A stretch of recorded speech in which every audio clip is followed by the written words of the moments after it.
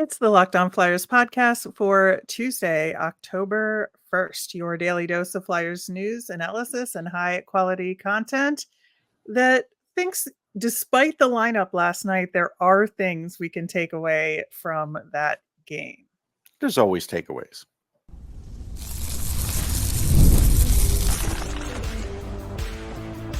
You're Locked On Flyers, your daily podcast on the Philadelphia Flyers. Part of the Locked On Podcast Network, your team every day. Hey there, and thanks for making Locked On Flyers your first listen every day. I am Rachel Donner. You could find me on Twitter at rmiriam. I'm here as always with Russ Cohen, who's on all your favorite social media apps at Sportsology. We are at Locked On Flyers on Instagram, Threads, Blue Sky, and Twitter as well. Today's episode is brought to you by Gametime. Download the Gametime app, create an account, and use the code LOCKEDONNHL for $20 off your first purchase. You can find us over on YouTube. We're also on the SiriusXM app or anywhere you listen to podcasts. Subscribe to get our latest episode as soon as it's available here on the Locked On Podcast Network, your team every day. Before we dig into today's show, just want to remind folks, there was a bonus episode in your feeds that was a season preview that I hosted a roundtable of the bottom teams from last year's Metro. So I got to talk to colleagues around the Locked On NHL network about how we think the division is going to go this year. It was a lot of fun to host that one. So take a listen to that. On the Flyers side of things, Guy Gaudreau was back at practice. It was good to see. Torts mentioned that he was going to maybe show up another couple of times. So it's good to see him around again. Can he help on the power play? That's what I want to know. Well, we're going to talk about that because that's what's one of the interesting things about last night's game. Before we get into that, just want to quick also mention that Samu Tuomaala and Denver Barkey were on the ice at the rink in non-contact jerseys. So Tuomaala had been out since the second rookie game. He had an injury, so it was good to see him skating again, and Denver Barkey out there as well. We're going to talk Phantoms later in the show, so Samu Tuomaala and his status is going to affect that conversation. You brought up the power play, so let's dig into that. We will get to the Aleksei Kolosov of it all as well, but Flyers had 2 power play goals in a game with a depleted lineup that was mostly Phantoms level players against mostly the top guys of the New York Islanders. So what say ye about that? Yeah, it's an interesting development. Again, I think that it goes to show you that sometimes the power play is in your head when you start struggling with it on the ice, and those players don't really have that same bad feeling about the power play because they weren't on the Flyers power play. Not the Phantoms wasn't much better, but it was better. Percentage-wise, it was a lot better. And so, yeah, in a way, it's not that surprising. But I still would like Guy Gaudreau to help on the power play because why not? You should have a 5th guy on the power play to help. Yeah. Now, interestingly, the 2 power play goals were scored by Anthony Richard and Rasmus Ristolainen. And, it's always good to see Risto score a goal, talk to him post game, and, it gives him confidence. Yes. And I think that is, as he's kind of recovering and building his game back, I think it's really important. And he thought so as well. Aleksei Kolosov is obviously the biggest conversation. I do want to say one thing about Richard. Because he does have really good skating ability. There's a lot of good things there. If he could show that he could finish, this would be a really good signing. That's the one thing that I wonder about him is, can he consistently finish? Because his speed's real good. Yeah, and I would say of the Abels, Eklund, Richard signings that we have lumped together because they were for similar reasons and similar circumstance, Richard by far had the best game last night. So that is absolutely true. So getting back to Kolosov, I think, he played the second half of the game essentially with 7 for 8 in saves. Unfortunately, that one not save was the game winning goal with less than a minute to go. He just got like caught and really bit on a move, left the net wide open. Palmieri took advantage of it, and that was that. But prior to that, he made 7 saves, was mostly super calm, and he dealt with traffic in front of the net Yeah, I really saw well, some I traffic. thought. I'd watched some Kolosov, not for full games, just some video um, last year, and saw what he could do. The one thing I do like about him is there are some goalies that are kind of aggressive with the glove saves, like they stick their hand out in traffic to get it, and if they can glove those, it saves a lot of problems. It saves rebound issues, stuff going off guys' bodies, and he does a pretty good job with that. Mhm. Yeah, I thought so. I thought his vision was really good. I thought he, cut off the side of the net really well, Yeah, he's got for good the shot. mobility, Absolutely. So I thought it was a very good outing overall. I'm not sure he's going to feel so great about it of just based course. on how things ended, and that's how hockey players are. But I think that, I would grade him pretty highly on I that. mean, Now, he very faced a small sample higher size. It So, is. It's a small sample size, but he faced a higher caliber than he would yep. like when he faced in the AHL last year. So that's you could say that too. Yep, absolutely. I wanna be cautious in comparing him and Fedotov You can't. because You can't you compare can't. them. They're two different goalies. They play two different styles. Of course, Kolosov's going to look faster than Fedotov because he's not nearly as tall. Fedotov plays the butterfly, and that's for a big guy. It looks weird. So yeah, it's different.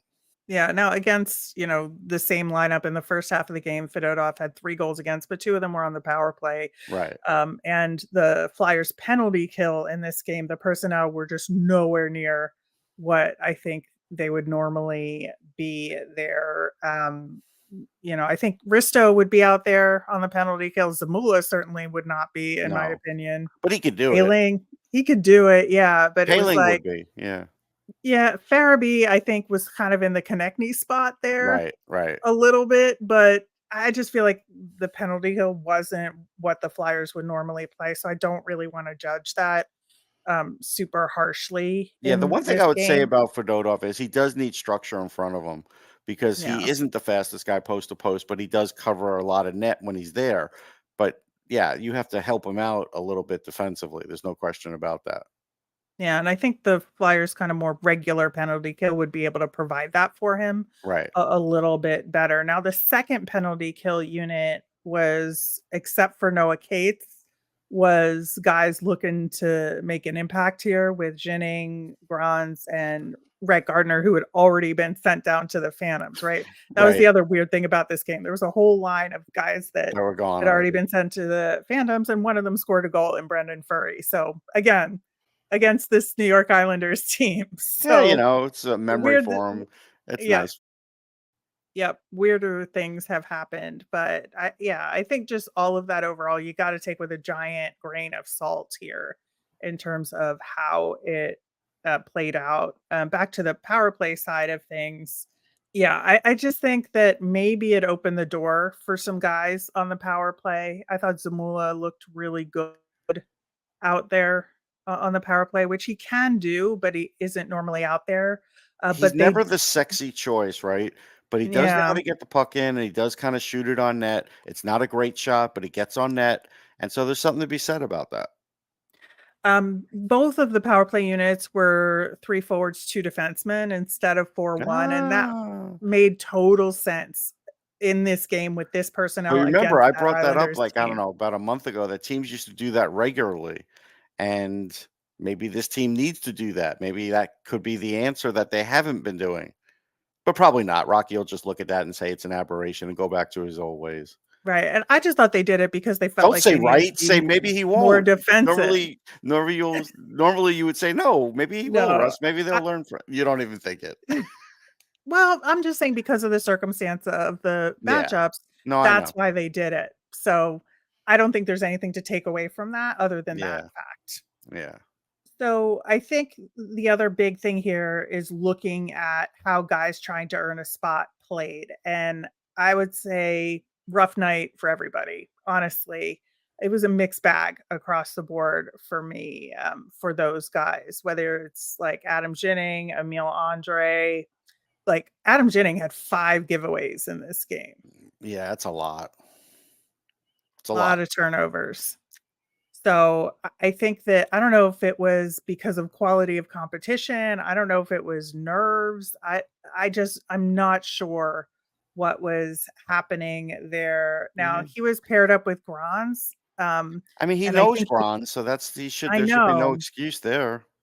Yeah, I think he's done better when he's paired up with the NHL level defenseman. But that kind of is obvious, No, but that would be the case. so here, and maybe Gron's the dark horse here because, you know, we know Belpedio could be like a fallback, even though he's not with the team now. They all of a sudden call him up for the trip, but maybe they don't. Maybe they use Grons. Maybe he's the guy that they do if they're going to have this extra defenseman, or maybe Lycksell is going to get a break and he's going to be that extra guy.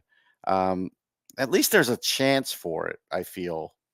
So it's not guaranteed for the defense, but I do kind of think now that Grons, what I'm happy about for Grons is he's at least been able to show that he's better than what people thought he was in Lehigh last year because they didn't really. I don't think they played to his strengths, but in this, he's looked pretty good for the most part of most of these games.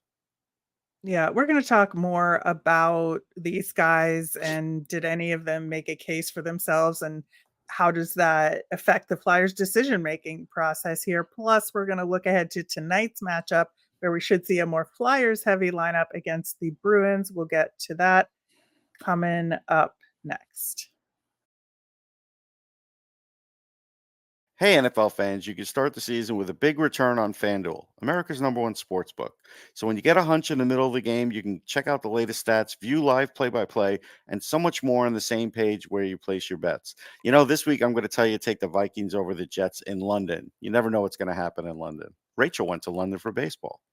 You'll get started with $200 in bonus bets guaranteed when you place your first $5 bet. That's FanDuel.com.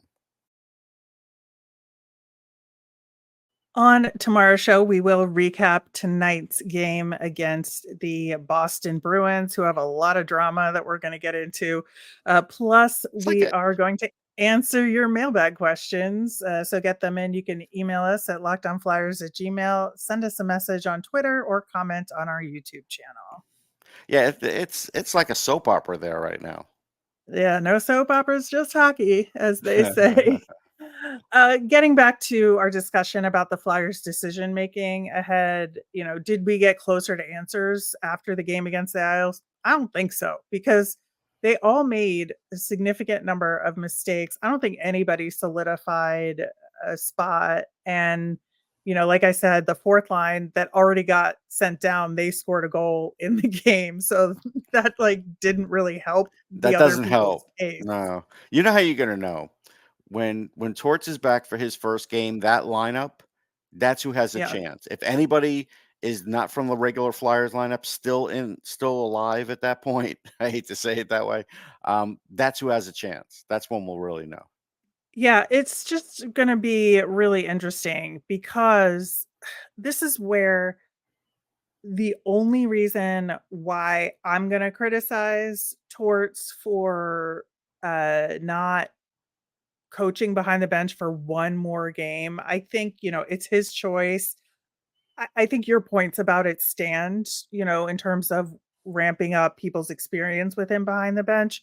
But if this is how he does it, I think in this year's circumstance, he should have been behind the bench last night. And Yeah, only because we have this game tonight against the Bruins, which the Flyers are going to put their lineup heavy. And, to your point, we're going to see what Torts probably thinks the lineup should be right, because the game against the Devils on Thursday is going to be kind of useless because the Devils are sending their A squad to the Global Series right. in Czechia, right? So who knows who's going to be in that game against the Tommy Flyers. Alberline. They'll call up Tommy Alberline because he lives in New Jersey and he's played for the Devils for like the last 30 God. years.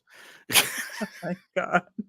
Yeah, I just don't know what that lineup is going to look like. And to me, you needed 2 solid games with Torts behind the Correct, and bench he's and the not getting that. Flyers, and he's not getting that. So that's why I would have put him behind the bench at least for last night's game. Yes. Though Coach Williams was great.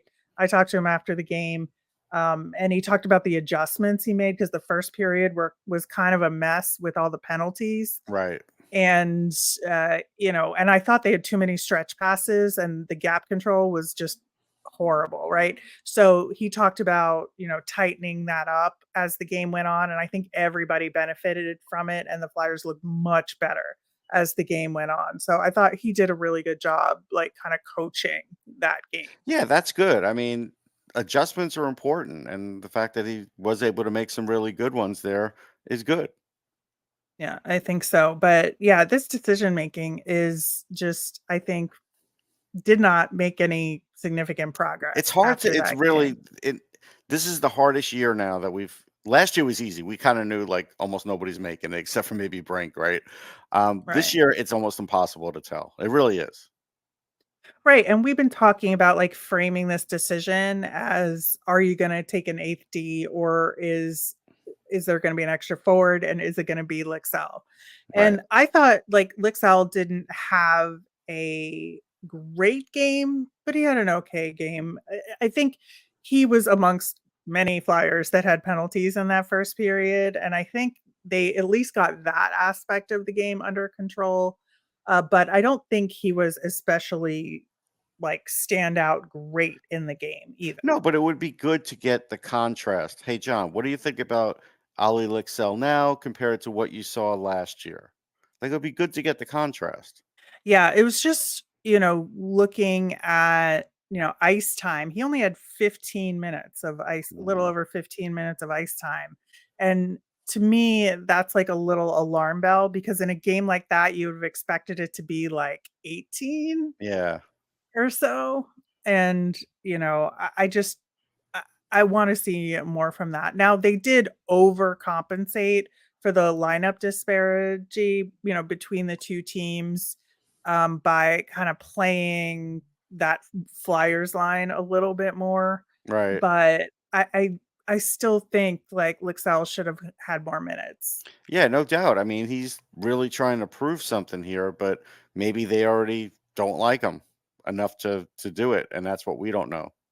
Yeah, no idea. But like I said in the first segment, Anthony Richard, I think, played generally really well and was rewarded with a power play Yeah, goal in he's had a that pretty good game. showing. He just needs to score more. That's what I want. If he could do that with that speed, like I said, that's a nice combination.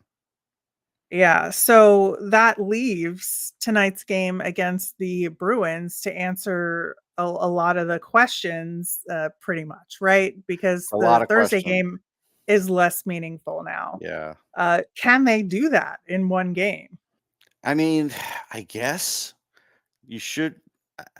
I mean, I think that's what the coaching staff is going to do. But like I said, John's pretty decisive. My guess is he's like 85%. He already knows what's happening in his mind, what he's going to do. And we're just going to get a view of it in this game. I think that's kind of how it's going to shake out. Yeah, I think so. With the Bruins, there's like, we've talked about the no soap operas, just hockey thing. Like, there's literally nothing to talk about with this team other than the Swayman situation, which is bad for the Bruins as an organization. They've just really, like, screwed the pooch here with this, They have. going from one of the most dynamic, talented goaltending duos, like, ever, I think, put together last season, where literally their hockey hugs were the headline, to Yes. now one of them's gone and the other one that they kept wasn't under contract and they can't get it done, and they're litigating the contract negotiations in the media. Yeah. It's a little nuts. Cam Neely certainly gets carried away with emotion, and maybe that helped him as a player. It's not great as somebody in management. And so to basically say, well, listen, I got 64 million reasons or whatever the paraphrasing is that why he should be here. Cam, he's not taking that contract. I hope you know that. Like you should know that by now. So by What? telling the And his fans what agent says that number wasn't even on the table. right, Now, that's what I mean. It's grain of not even salt, but close. still. Right. It's not even close to what he's going to accept. So it's like, why did you throw that number out there? All that tells your fans is your owner's cheap. That's what it looks like now. Because at the end of the day, if you're going to stick your, if they're going to hold tight, the Bruins, they're going to start the season with two very mediocre goalies. And if this goes for a month, like it might, that could hurt their start of the season. It could hurt their whole season. Is it really worth it in the end to get, I don't know, an extra $500,000 off his contract every year? Is it really? I mean, again, if I look up Jeremy Jacobs' net worth, I'm sure it's pretty high. And I'm sure the Bruins organization's worth a lot of money.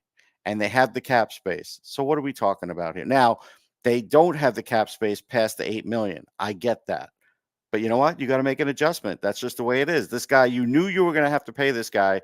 And this is why on another show, That was the Rachel, calculus they made right. when they traded Allmark. Right. And so my whole thing is, you know what? From now on, sign goalies earlier. Sign them a year or two earlier. Stop with the extra bridge deal because this it gets you into trouble. The Rangers are in the same kind of trouble with Shesterkin, but nobody believes Shesterkin won't sign there. With Swayman, nobody believes he won't sign either, but everybody knows because of what's going on with Shesterkin, and the PA probably gets involved, he is going to get as much as he can. Yeah, and the fact that even though their contract years are different, the negotiations are going on at the same time, and there has to be some kind of parity comparison going on. Yes. That does not help the Bruins at No. all. All it does is raise the price.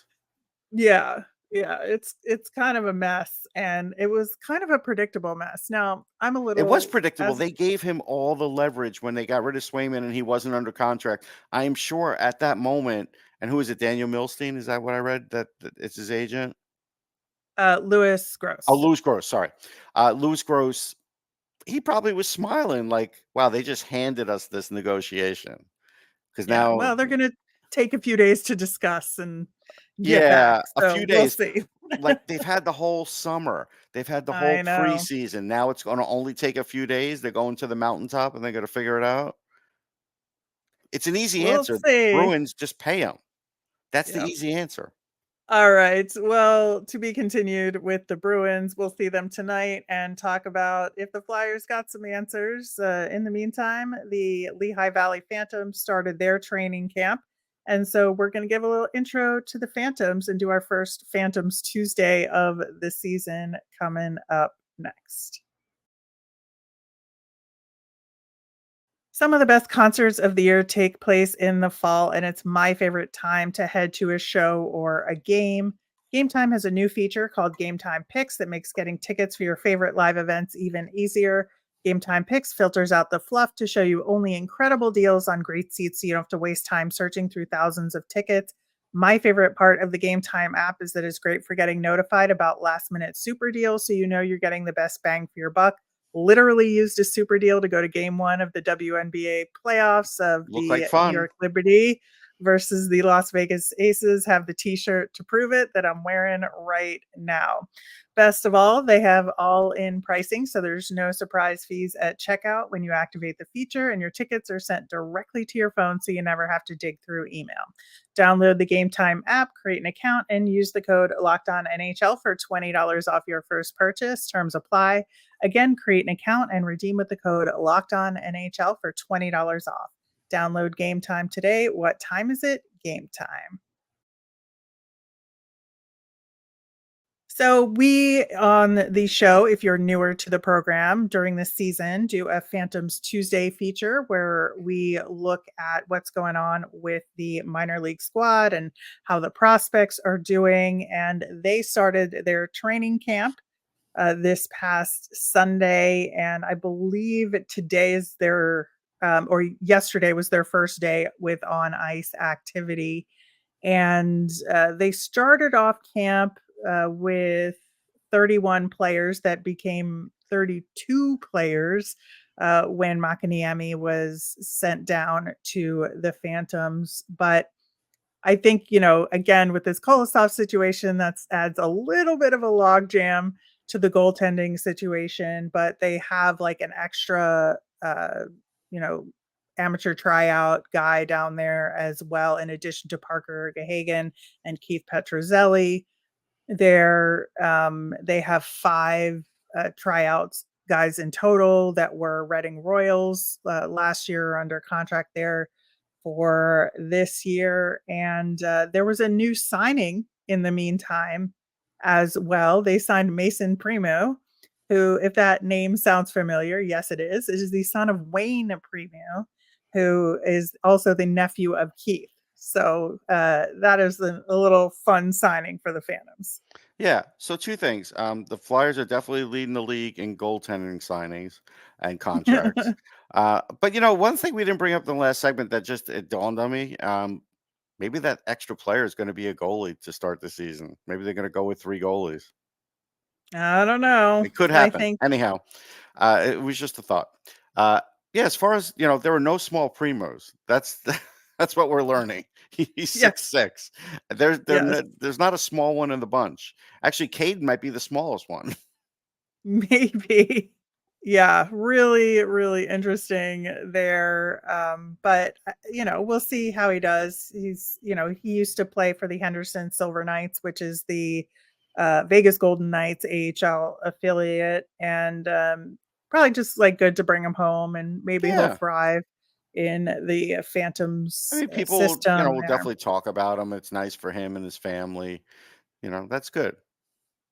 Yeah, and like I mentioned earlier in the show, Samu Tuamala is like a big question here, because I think that if he hadn't gotten injured, he would have been in the conversation of, is he going to push for a spot Right. on the Flyers? But right now, obviously it makes more sense for him to be on the Phantoms to get back up to speed and then have him be part of that conversation. Yeah. So I think he is just going to get sent down when he's healthy. Um, I think that's the easy out, and it's probably the best thing for him now to kind of prove that he could take last year what he did and take it a step further. And if he were to get hot early in the year like he did last year, he would get a chance to be called up if there were injuries. Yeah, So I think so. that's where his, I guess, positioning has improved since last year. It's good that Cooper Marodi's back because he seems to be a good leader on this team. And some, guys need to get more points than him, though. No offense to Cooper, but guys need to pass him Right. for the leading point guy. This is where I feel like the Phantoms really need to step it up. There's no excuse to not score more on this team. If it doesn't, it's going to fall on Lappy. I hate to say it, but that's just the way it is because there's more talent there now. Yeah, so Cooper Marody had 19 goals and 37 assists, 56 points last season, and just like trying to evaluate, where this team is going to get points, because what we talked about last season and the year before, which is still true, is that we need Phantoms guys to get playoff experience, and they have to make the playoffs, and they have to have a successful regular season to get there. And that's why we cover the Phantoms on this show, is because we want to make sure these guys are getting the right experience, and that the prospects and the guys that we think are going to push for Flyers lineup positions are surrounded by the right kind of AHL guys, to make that happen. And so Cooper Marody is the right kind of AHL guy, no question. But 56 points is not very high as far as the league goes. And so we need to have a more complete game from the Phantoms moving forward. You look at the other kind of top 5 guys in points. Tanner Lazinski gone from the organization. And so we have to stop it there. Stop Yeah. it there for a minute because he has been impressive this preseason, and there are writers in Vegas that are saying he has an outside chance to make the roster. If he makes the roster in Vegas, then we know what we were seeing, that he should have had a chance in Philly where he just never got a chance. And that one we put it at the feet of John Tortorella, especially if he starts the year with Vegas on the big club. Yeah, that'll be an interesting thing to watch. Samu Tuamala, who we mentioned, is injured. Olle Lycksell, who's pushing for a spot with the Flyers. Emil Andrae, was the top scoring defenseman on the team with 32 points, followed by Ronnie Attard, who we know already got sent down. Yep. There's a couple more guys in the top 10 who are no longer with the team. Rhett Gardner, who's already sent down. Elliot Denoye, who's already sent down. So it's like there aren't a lot of big scorers. And so I think the Flyers guys that don't make the big squad this year are going to have tremendous output at the Phantoms level. Well, I mean, Lycksell should be right up at the leaders. Last year he got hurt, right? And he was sent up and down. If he plays with the Phantoms. If he plays with the Phantoms, he'll probably be their leading scorer. I would think that. Beyond that, there's a lot of opportunity beyond Marody. And so that's where some of these other guys need to shine. Attard should be closer to Andrae than he was last year. And we'll see how that goes. Again, probably the best thing that could happen to Ronnie Attard is he just stays there all year and they don't try and send him up and then they have to send him down and they lose him. I hope they just stays there the rest of the year. I don't care about what age a guy makes it. I watched, Robin Regeer, I think, made it at the age of 27. So, I'm not writing him off. I think he just needs to have a solid season. Yeah. So I think there's a lot of interesting storylines heading into the season. They start their preseason tonight as well with a home game against our pals, the Wilkes-Barre Scranton Penguins, who are always a thorn in my side. And then they have 2 games coming up this weekend. We'll talk about how they did and what the team is looking like next week on Phantoms Tuesday. I know Monday is our nemesis of the week, but since we're talking Phantoms here, just a little side nemesis on Tuesday. The AHL, I'm so mad at them as far as the streaming package goes, because they've had their own streaming package for a number of years. I paid $65 for a Phantoms only streaming package. That's a lot. No, but that's not a lot. I don't know. For AHL, it seems like a lot. I'm just saying, for me.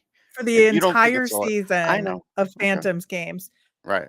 And why I think it's not a lot is because the price this year, because they've now thrown in with Flow Hockey, which I understand you get more than just the AHL, but I don't care about most of what they offer other than the AHL. Now there's a little bit, there's USHL, fine, that's helpful, but like $150 annually, going from $65 to $150 annually. That is a big ask. Yeah, that's a budget breaker for some. I mean, it's a lot. Yeah.